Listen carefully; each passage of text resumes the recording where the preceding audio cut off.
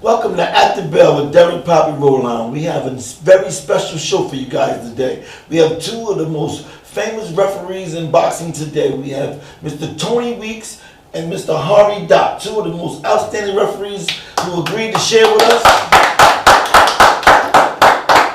what it's like to be a referee, man. You guys started in refereeing for a long time, man. How many years you been doing this, man? Man, I lost count. But I started around 80. Excuse me, that's too far back. 93, and I kind of fell into refereeing. I was always into boxing. I grew up doing the Ali era, and the 15 rounds, and the fights coming on regular and everything, and so I was always into boxing. And at the time, I was working in the federal prison system. I was the athletic director, and what had happened was we had an inmate in there that one of the trainers was interested in training when he got out. Okay. So they got in touch with me, and one thing led to another, and I said, you know what, let's, we bring some fighters up, and we can set the ring up there in the yard, and we have a little sparring match. So we took it a step further, and he brought up some more fighters and said, we can do a whole show, So we set the ring up there in the yard, and the guys got up there and they started sparring, and I was like, oh man, I forgot to get a referee. When you're in the prison system, you got to supervise these things, and I don't know, something just curiosity came up. What? I'll get up there and do it. I asked the trainer, Beto Martinez. He passed away some years back, but hey, can I get up there? Yeah, go ahead. And I got up there and I started moving. I didn't know anything about the rules or regulations or anything, but I was kind of emulating a Richard Steele and those guys, how they move and stuff. That was awesome. But it felt natural. I just fell in love with it. Man, I want to do this.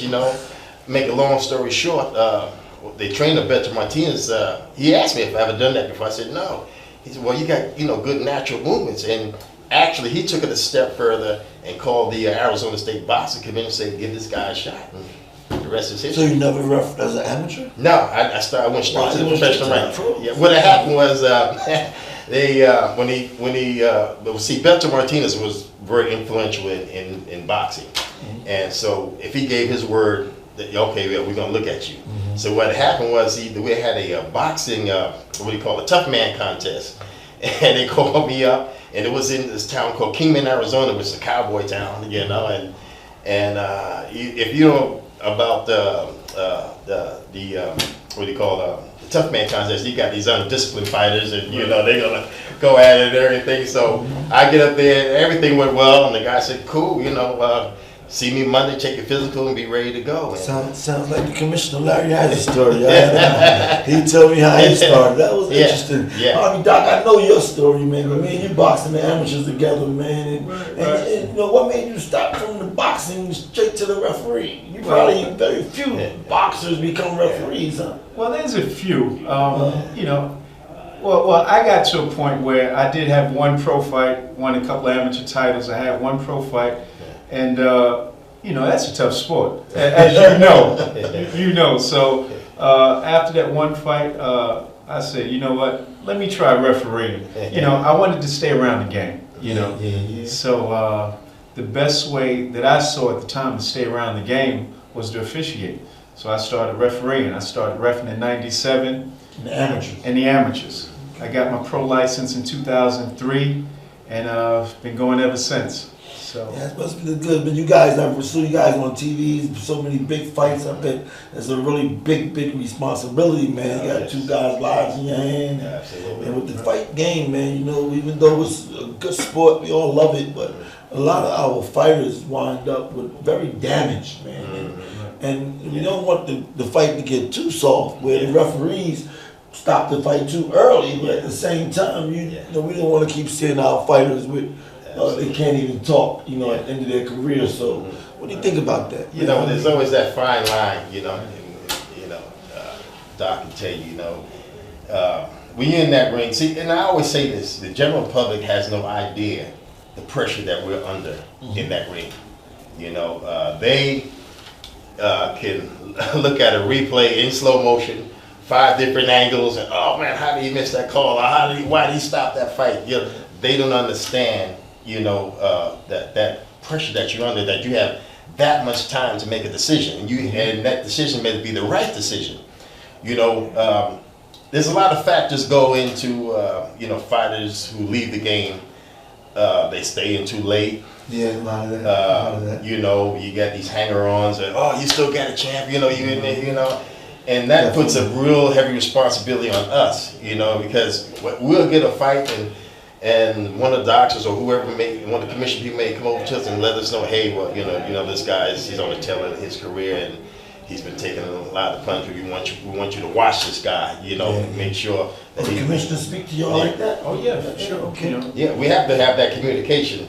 Okay. You know, with the commissioners and the doctors. You know, Harvey, you can tell you. Okay. You know, don't take too many punches. Oh yeah, for sure. I've had doctors come up to me and tell me, you know, this guy lost 12 pounds in the last 2 days, so you know, let's keep a close eye on it. It might not have to do with punishment, it may have to do with weight loss. You know, so there's a lot of factors we have to be aware of before you go into that ring. You know, so yeah. What's some of the big fights, man? What's your biggest fight, man? What is it like, man, if they call you, man, and say, okay, your first one, you refereeing the 4 rounders and the 6 rounds, now they say, you know what, I want to give you a championship fight. What was your first title fight? I had a regional title fight down in Atlantic City, so it wasn't, I'm thinking of a fight with, gosh, guy from Atlantic City. His name would come to me, but it was a regional title fight. But that first regional fight, it was like an NABF fight. Right. And for me, that first one was like the biggest fight in the world. Because there's no nerves like that first one. You know, it's televised, and you know, there's a lot of pressure on you. So that first one, you know, you get those nerves going. But you know, after the first few minutes, you know, it's just part of the natural process. You're just doing what you're supposed to do. You know. Is it like a process prep? You got to prep, like, you know, like for fighters. You know, me, I always have to be by myself. I have to mentally get myself together for going to a fight for a fighter. Fighter got to, you know, like I had a routine. You know, like the night before I would do the 5 minutes in the steam room, 5 minutes in the sauna, 5 minutes in the whirlpool, full body massage, like for every fight. That was my routine. And I had to be by myself. I wasn't like today's fighters where everybody in the locker room all around. I wasn't like that. You know, we had it where you needed some seclusion to get your mind right. You know, you got to prep like that as a referee. I mentally prep. You know, I go over different scenarios in my head. You know, all the things that could happen. You know, and try and place myself in the best position to take care of those things when they pop up. So it's more of a mental thing as opposed to a physical thing. You know, you go over the rules beforehand. You take in the tendencies of the boxers beforehand. There's a lot of factors you take in as it relates to mental and thinking, because you want to be, you know, 1-2 steps ahead, you know, to make those crucial and critical decisions. Absolutely. Yeah, that's kind of something to think about. We never hear about this from the referee's perspective. Never know what they go through and the stuff they got to go on. And you know, I go back to the days when I was playing football. You know, how the coach, you know, I was a running back, you know. You know, but I go back to the days, you know, with the coach, you know, you had curfew, you had to go in at a certain time, you had to be in the bed at a certain time, and, you know, you young, I don't want to do that, but I found that, you know, your legs are fresh, your body is fresh, your mind is fresh, you know, so I took that and I converted that when I started refereeing, you know, the night before the fight. You know, I'm not out there running around and doing all these things. No, I'm at home doing, like you say, doing the mental preparation and stuff. I go to bed early. Okay, I get up early. You know, I'm Muslim. I get up and say my prayers. I get up early. I eat a big meal, big breakfast, and I go back to bed. And I don't get up until it's time to go to the fight. So I'm mentally, physically ready to go. That's the prep I was talking about. Yeah. So we got some big fights, man, that you guys had refereed in the past, man. I want to save yours, man, the one that I'm aware of, man, because I'm real big about that one. So we're going to save that one. I'm going to talk to you about. But what's one of the biggest ones you got, Harvey, that they call you up, man, and you was like, wow, I got this big, great fight? You know, for me, I've had two unification bouts that come to the top of my head. So when you have two champions that are fighting each other, that's always a real big deal. So one of them was Peter Quillen and Danny Jacobs, and one was Lamont Peterson and Danny Garcia. So those unification matches are a big deal, you know, because two guys are, you know, they're the supreme guys in those weight classes. So it's like Clash of the Titans. So those two matches stick out for me. One of my favorite movies. How was it, you know, like if you, because I know you guys love fighting and you're a fighting fan like just like us. So how are you able to deal with, like, if you have a favorite fighter or if you have somebody that you're a fan, you know, if you a Floyd Mayweather fan, could you ref one of Floyd fights? No, I don't. I'm not a fan of any of the fighters.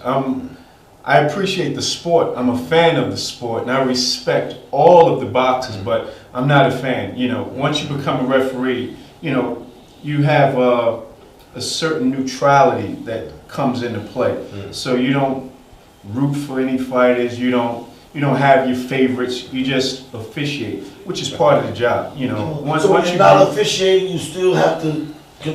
Well, I still keep that unbiased perspective when it comes to the fighters. In other words, I'm not looking at a fight on TV rooting for anybody. Wow, you know, that must be you had to train for that, because that's part of nature to say I like this fighter, or I don't know. I have a problem, and I always like the underdog, man. Right. It's rough for me, but I like the underdog all the time. You know, when I bet, that's the first thing to do. I want the underdog to win, and it don't happen. See, but what you just said though, you want this guy to win. Then you bring a certain biasness to the ring, and officials can't afford to have that. But you're speaking from the perspective of a trainer, and a fan of the game.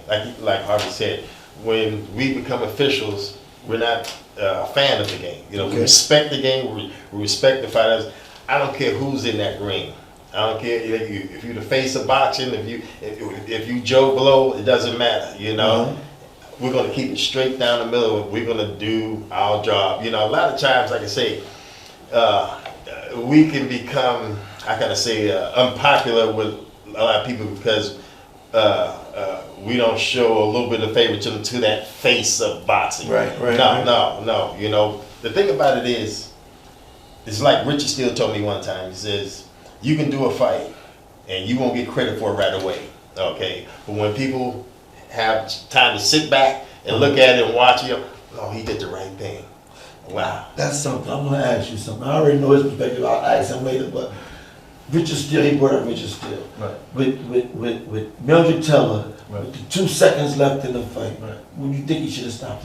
Well, I think Richard had the best perspective than anybody in that ring. And when you're in there, you see up close and personal how much punishment that boxer's taking. So sometimes the fans on the outside can be influenced by what they hear from the commentators, and you start to see a fight from their perspective. But when you're in there, you see what's going on, and you make a split second decision. That decision is based on all the punishment that you see going on. So if his perspective is, I see this guy taking tons and tons of punishment, me and you don't recognize that watching on TV, but he does. So his decision was spot on. 2 seconds. Hey, it could be 1 second. It could be 1 second. All right. What do you think? What do you think about that? Let me take you through the technical aspect of it. And we hear the 10-second count, right? So the referee knows the 10-second count just went off 8 seconds ago. So the bell about the ring and you stop the fight with 2 seconds. People hated Richard Steele for that. Yeah. A lot of people hated Richard Steele for that. But they were wrong. And you know, let me explain to you this way. There's 3 minutes in a round. Okay. Within that 3 minutes, if a referee can see that you cannot continue, they have to stop the fight. Now, people say, oh, only 2 seconds left. Come on, man, you can let it go. If a referee does that, really he's cheating for the other guy. Okay? That decision that Richard Steele made, in my opinion, was the most difficult call for a referee in the history of boxing. Yes. Okay, can you imagine if it was the other way around? You know, no, you know, you can have a riot up in there, you know. But once again, I go back to what Richard told me. There's times, and today, you know, people can still be mad at it, but they understand that no, you have to make that call within that duration of that round. Okay. And if you don't, you're not doing your job. Yeah. Okay. And on top of that, Mildred Taylor was not the same after that fight. Yeah, he took And on top of that, when he went down, okay, he was distracted by Lou Duva getting up on the ring apron. So when Richard asked him twice, he wasn't paying are attention. you okay? He wasn't paying attention. He's looking the other way. Right. And he just gives a little slight nod, you know. Fighters will tell you, we've been in the ring, and the fighter, even if they're really hurt, and you all right? Yeah, I'm good. You know, they give that, yeah, not like, no. It's, like I say, when you're right there, you see it. You see it. You know, there's one fight, man, that people criticized you about, man. You know what I mean? One of the greatest fights to me, man, was Hey, the we all second get fight. criticized. That We all second get fight, criticized. that second fight with Castillo and Corrales, That's his man. first fight. The first fight. Yeah. Oh, when he fell down, he took the mouthpiece out, all of the. And, oh, wow. Tell me about that, man. How did you not stop that fight when he was so hurt so easily and wasn't all the way, and you continue to let it go on, and then stop Corrales, stop the fight for Castillo. Tell me about it. Well, first of all, let me rewind. Originally, I wasn't supposed to do that fight. I don't know what went on, but I was okay with it because if you remember, the big name fight was the following week with Trinidad and Winky Wright. So I said, I wanted to do, you know. Then I got a call, no, you're going to do the Corrales-Castillo fight. So what I learned from that is you never know what's going to happen in a fight. Okay. You know, but anyway, that fight was truly a war. Both fighters taking equal amount of punishment. It was never one-sided. Never one-sided. I mean, he get hurt, Corrales gets hurt, you know, Castillo gets hurt. Knock each other down. You know. Now, you take that 10th round. Okay, Corrales' eye is pretty much closed. Okay, and he takes that shot and he goes down, and it's like, wow, you know. Nobody would have complained if you stopped it, though. Wait, I don't know. Let me finish. Let me finish. Okay, so he goes down. Okay, mouthpiece comes out. All right, I'm counting, and if you see. I take the mouthpiece, as I'm counting, I throw it back to the corner so they can have it ready. But anyway, as I'm counting, you can look at the film today, he is still focused, he is still alert, he's looking at me, and I'm in good, gets up, and okay, the fight continues, okay, we replace the mouthpiece, and then the fight continues. No sooner than that, boom, he goes down again. Now, let me tell you like this. This time he takes the mouthpiece. Yeah. So this time I penalized him for it. Okay, I remember. But when a fighter, as we determine, you know, whether a fighter can continue or not, is the way a fighter goes down or the way they react when they get knocked down or they punch. The way he went down, it was like he was just buzzed, like from the first time, you know, because he still was focused on me. You can look at the film, I'm counting, he's still focused on me. Actually, he got up to the count of 9, you know. And I let the fight go on, and as I'm to alleviate the time, as I'm taking them to the corner, I'm pointing to each judge, 1 point, and instead of the usual thing how we take them to the center ring. Give them extra time. No, I'm not giving you no more time, you know, dragging them over to the corner. Lou Goosen, who's experienced trainer, was trying to delay, you know, man, put the mouthpiece in, I'm yelling at him, you know. So smart tactic. You know they're gonna do everything, you know. So took the point away, so the fight resumes. So now I'm thinking that okay, man, if you go down again, I'm seriously gonna have to think about stopping this fight because it was a very brutal fight, you know. But anyway, the fight resumes, and it's just like out of nowhere, like somebody turned on the light switch. I'm looking at Corrales at one point getting ready to stop, then all of a sudden, boom! I'm looking at Castillo. You can literally see it on TV. What happened? He goes up. I mean, it happened so fast. Right. He goes up against the ropes, and I'm moving around the other side to get a different view of it, and boom, boom, combination. And all I saw was his hands dropping. His head was like a rag doll, and I'm jumping in and stopping the fight. And let me tell you something. It was instinctive. A lot of fights that I stopped was just instinctive. Instinct. Get in there. You know what I mean? And of course, the crowd went berserk. What's going on? What happened? Because all of a sudden, and I can understand the way they're thinking, because all of a sudden, man, this guy went down twice, and you didn't stop the fight, and all of a sudden he's up against the ropes, gets hit with a couple of punches. Why you stop the fight? But when they showed it on the replay, wait a minute, it's a different That call. referee is very important. I never really knew how important that it was for the referee. Man. Give me your biggest controversy, man. Hold on, I just want to go back to that one fight. I got a question for Tony. In that fight, when it was stopped, did you feel instantly that was a classic? Because that fight is going to go down in the annals of boxing forever. People will talk about that fight forever. And it was a great job. Thank you. And I would say a lot of refs would not have allowed it to go to reach its final natural conclusion the way he did, which is what separates Tony from the pack. He's just one of the best referees at all. But I wanted to know if you could feel the classic fight that was in the moment. No. I mean, that for me, when I'm mentally in the zone, and this is a fight. Right. As opposed to, this guy's getting the butt whipped. No, this is a fight. I had no idea. I could say it happened so fast. Of course, the Castillo people were, a little upset with me, and but it really didn't hit me to actually when I went home, and I'm still buzzing, and I'm getting all these phone calls, and maybe what I was and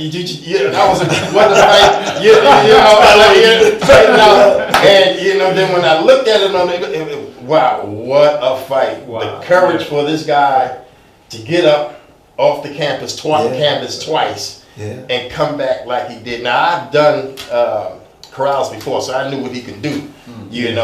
But for him to be on the brink of being knocked out or taken out, and to come back like that. And you mentioned when I'm what's the name? The great Emmanuel Stewart said to me, he said, Tony, any other referee would have effed up that fight.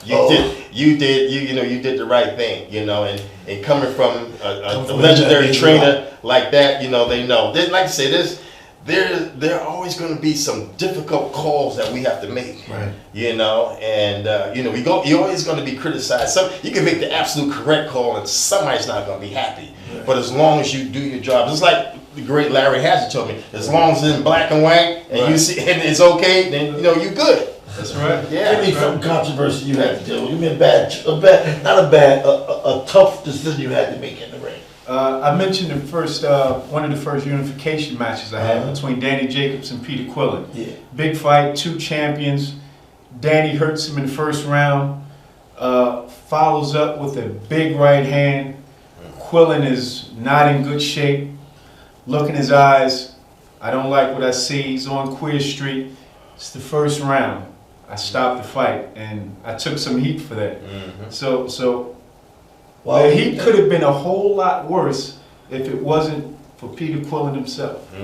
They asked Peter Quillen at the post-fight press conference about the stoppage, and the way the question was served to him, it was like, you have the opportunity to blame the ref on this bad call if you thought, and Peter said, no, the ref made the right call. In short. So that kind of eased, like if he wasn't complaining, then nobody else really has the right to complain. So they don't know what you saw. Right. What do you think about this choice he had to make in terms of the first round? Does that matter? Does it matter as a referee that the fight just started and he might right? It depends on what kind of condition he's in. Like he mentioned, in the last 2 seconds, it doesn't matter. You know, you have to judge it based on the condition of that fighter in the moment. Right. You can't take those outside factors into account, you know, and if this guy is seriously hurt, you know, it's our obligation to stop that fight. Yeah. This is an awesome conversation, man, with the world top. We're seeing the boxing from the third guy in the ring eyes. It's very informative. Now I need to know from both of you guys, whichever one want to go first, like, if you know there's a lot of up and coming referees now, a lot of referees that's refereeing into amateurs looking to be on your level, which like the respect that he gives to you actually means that he probably looks up to you and takes a lot from you. What would you have to give to younger guys? Well, first of all, I give the same respect to him. Yeah. yeah. You know, absolutely. That's the man. I can see his respect, though, how he looks up to you. No, he's always been like that to everybody, though. He's very respectful, brother. I'm gonna tell you about another fight that he did that I always watch, but we'll come back to it after he answers. What you got to give to somebody, man? You know, these young referees, they're in the amateurs. What you guys are telling me means much difficult task to be a referee, to go in there with zero, like I'm not rooting for nobody. Like that's got to be like, you know, a challenge. You know, like, you know. Well, the first thing is understand what you're getting into. Yeah. Okay. Understand that you're going to be susceptible to criticism, fair, unfair, just, unjust, what have you. You know, so you're on stage with everybody. There's only 3 people in that ring. Okay, and with today's social media, everything goes out with a touch of a button throughout the whole world. You're going to be understand that if you can't take criticism, be it right or wrong, you're in the wrong game. Okay, that's number one. Learn the rules and regulations. Understand the rules and regulations, and even from starting out from the amateurs, learn the amateur rules, and then kind of get yourself acquainted to the professional rules, because it's as you know, it's totally different when you go up into the pros. So when you start out, learn the rules and regulations. Okay, then the next step is to get in there and know how to apply those rules and regulations. Okay, which is different. And I'm sure Harvey does the same thing. We go to local gyms and work out with the fighters when they're sparring, and get in the ring, and get in certain situations. So, excuse me, when something happens in the ring, you know what to do. A common thing, a knockdown. Hey, stand and fight to go to the neutral corner, pick up the count from the guy, and you work it from there. But just understand what you're getting into. Understand the rules and regulations, then understand how to apply them. And I'll let Harvey take it next. So I wanted to go back to a fight he had. See, because what happens is we all learn from each other, right? So whether it's directly or indirectly, I can be watching a fight on TV from out of the country somewhere, a fight in Europe, Asia, wherever, and I'm learning. It's always like classes in session when there's a fight going on. So there's a lot of fights that stick out in your mind where it's like, what would I have done in that situation? Right. So everybody talks about Tony's fight with Corrales and Castillo, but for me, the fight that is like, it's like a high level way to handle a fight is everybody can look good in a fight where there's not much going on, where there's no infractions. Right. Both boxers are what they call clean, meaning they're not breaking the rules, they're not hitting after the bell, they're not hitting on the break, they're not hitting below the belt. Anybody can look good in those fights. But the key is, how do you handle the tough situations? So there's a fight that he did, and I can watch it every week. And it was a fight between 2 guys that didn't like each other. And they were 2 rough competitors. I'm trying to beat you to my mind. No, you're not. I know what he's going to say. I already know that. It was Bernard Hopkins and Antoine Eccles. And these are 2 just rough street junkyard dogs. And I mean that in a complimentary way. These are 2 ultimate competitors. And if you do something to me, I'm doing it back to you. You hit me low, I'm hitting you low. You hit me on the break, I'm hitting you on the break. It's almost like a glorified street fight. You know what I mean? And all now kinds of Now stuff. you got to take control. How do you get control of Exactly. that? How do you get control? And not many people can handle that fight like he did. That fight is like, if you want to know how to get to that next level, everybody should put that fight on their roster. Bernard Hopkins and who? Antoine Eccles. Antoine Eccles. Go watch that fight so we can learn what how Tony Weeks did. I'm gonna go. Masterful. Thank you. Masterful. Thank you. Let me tell you. I'm telling you from the beginning. That was my first big or major fight in Las Vegas when I got in Vegas. Okay. And I had no idea that they were didn't like each other. You know. Now I go in the lot. It's my first time seeing Hopkins. Okay. I'm an old penitentiary guy. I go in the locker room. Bernard gets up, stands up. And I'm saying to myself, my penitentiary thing is going back. He's trying to size me up. I'm giving instructions. I'm giving instructions, but he's looking. He's trying to size me up. Because he didn't know me. I was new, fresh. Fighters are going to test you. You know what I'm saying? If it's a weak guy, you're going to show some weakness. Whatever I can do. Anyway, so we get through all the instructions and everything. Everything was cool. So we get in the ring. And Bernard's doing this thing, and I'm warning him. We talking about the first. I can't believe it was. I think it was the first, second round anyway. And I'm warning him, hey man. And then Bernard, I think he hit him low again. And Eccles had stopped and looked at me and like he was complaining. And then Hopkins stopped. And then when Hopkins was looking at me, Eccles clocks Hopkins. And then Hopkins being Philadelphia, he clocks him back, So I jumped in there, and the street thing came out of me. I had to speak the language that they understood. I said, "Yo, cut the bullshit out." Right off the bat. You know what I mean? Yeah. Now, the fight, like you said, it was a rough fight, and HBO, Larry Merchant, all of that. I'm thinking to myself as this thing is going on. Oh man, my career is done. Larry Bird, they're going to have a field day on this one, man. They're going to have, because when you're going through it in real time, you just can't grasp, what's really going on, Make a long story short, okay, like I say, Bernard's doing this thing, following all the way through. Finally, I took a point away from Bernard, okay? And we have a kind of little running joke between us every time we see each other. He said, I came over to the corner and he said, Mr. Weeks, no other referee ever said to me what you said. And I went over to the corner and I said, Bernard, cut it out, fight like a champion. He said he couldn't dispute that. And from that point on, he was cool. He didn't knock him out, but he hurt him. I had to stop the fight. Now you told me how the fight ended. Hold on. I want to know. Well, you still gonna be cool, what I mean?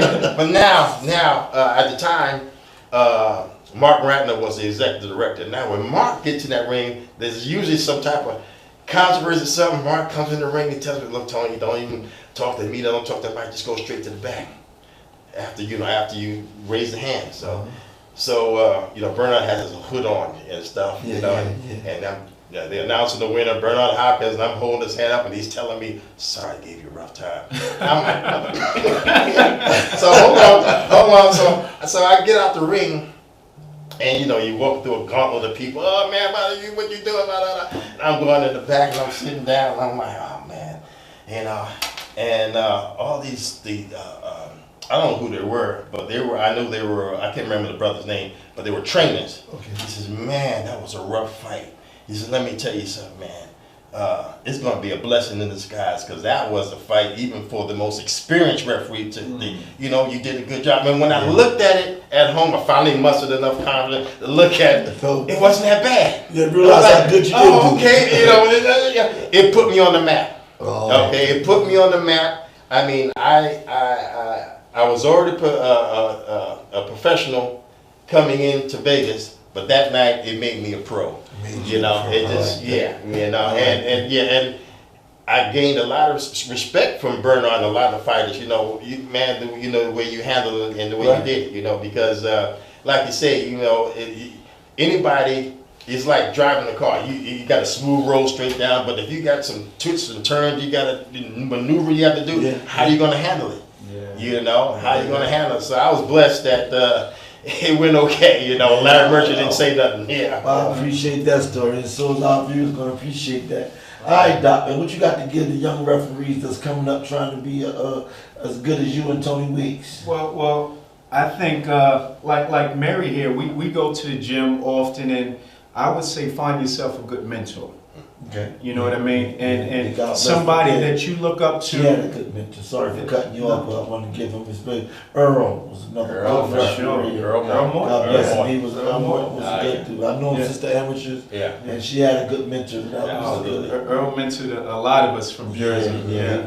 He was one of the ones that started when I was fighting. So.